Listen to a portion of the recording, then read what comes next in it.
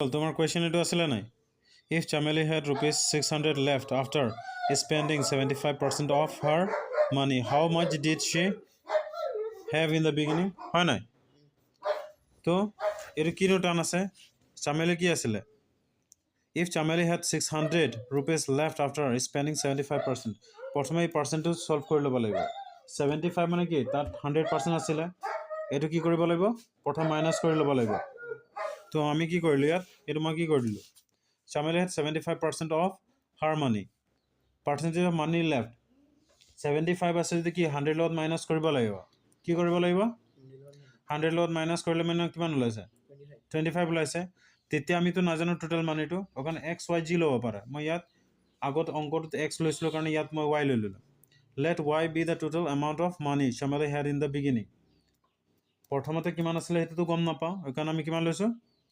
y according to question এতিয়া 25% of y equal 600 এতিয়া total মানিটো ইয়াতে আমি কিমান দিছিলো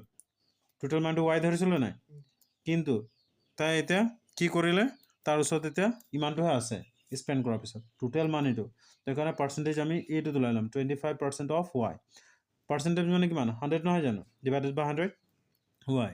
এই 25 আৰু 100 আছে 25 4 যা 100 নহয় জানো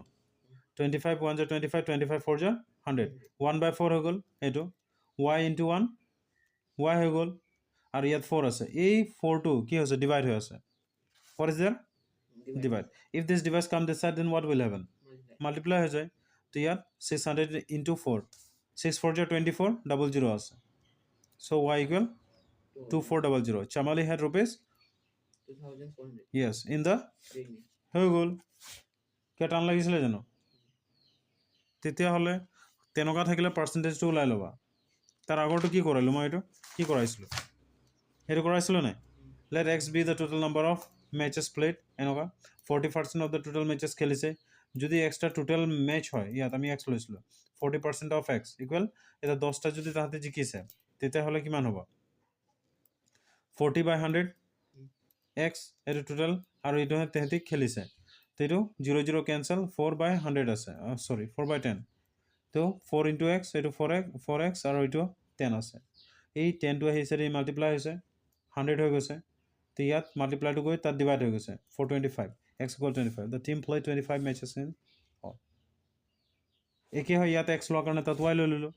প্ৰবলেম পাইছা sure okay